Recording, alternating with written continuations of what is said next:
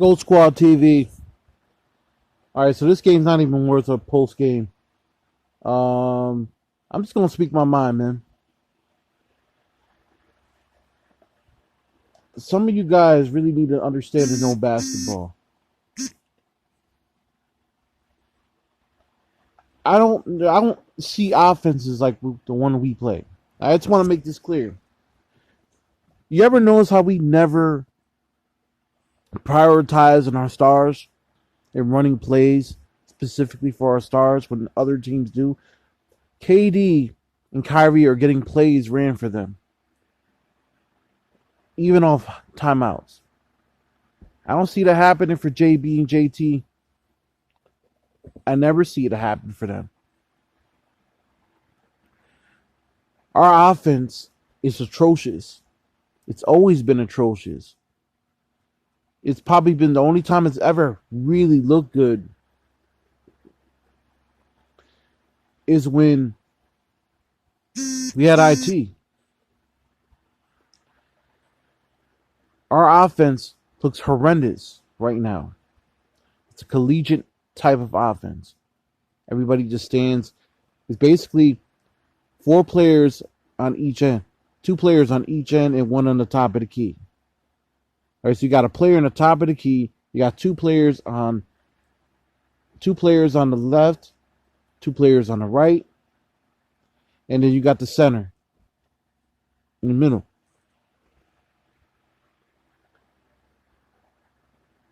I don't know about you. That offense stinks. It's the same offense we've been running for years. I'm tired of seeing every game start and the Celtics are down 10 or 15 points in the first quarter. It seems like that every single game. I can't tell you how frustrated I was watching those Celtics games in the playoffs last year and even the year before and the year before that, where, we'd be down like 14 to 3, 20 to 7, 17 to 8, sometimes 31 to 19 in the first quarter. And then we eventually get hot and tie the game towards the third, and then we win it in the fourth if we have enough energy.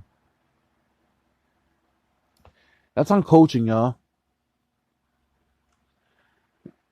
The truth is that Brad Stevens doesn't make adjustments or compromises for his system. He doesn't even put the role players in the best positions to win.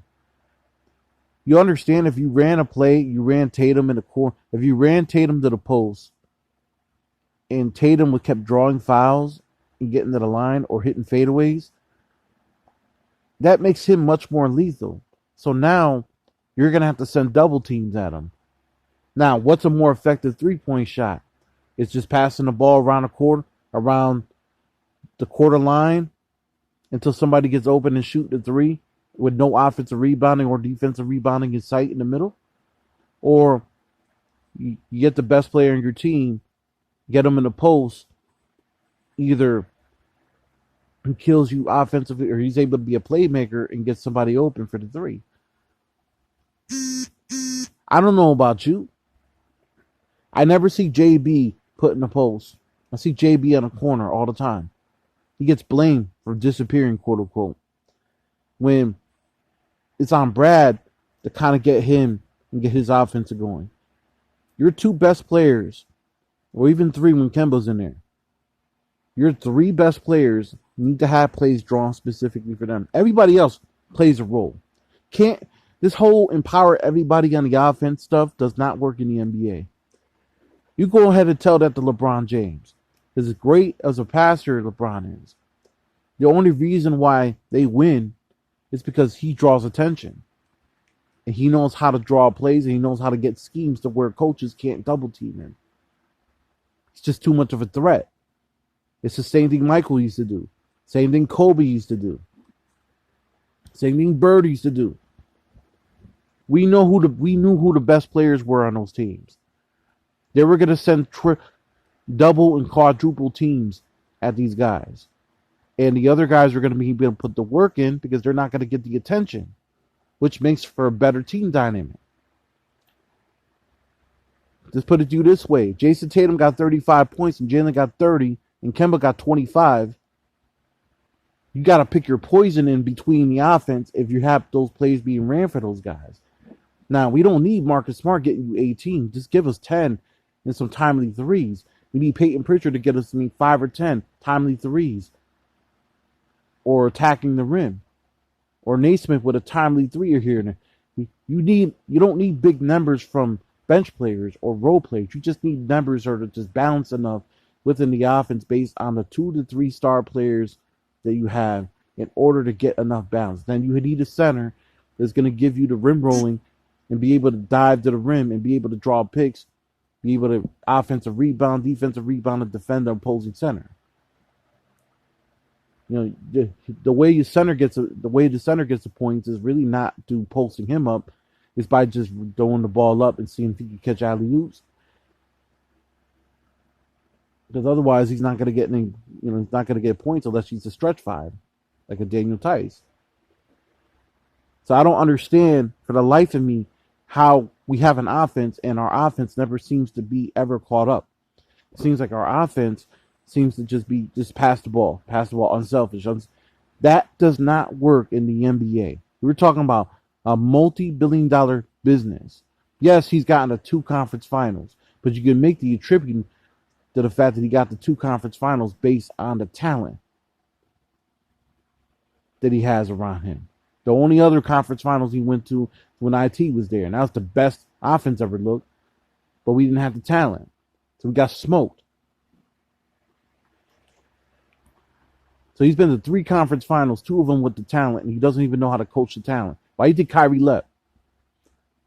Kyrie liked the teammates he played with. He probably doesn't leave for all the BS Kyrie gets. And believe me, I'm not the biggest Kyrie fan for all the dumb shit he says. But he did make a really good point. The point he made is simple. There's no compromise in Brad's system.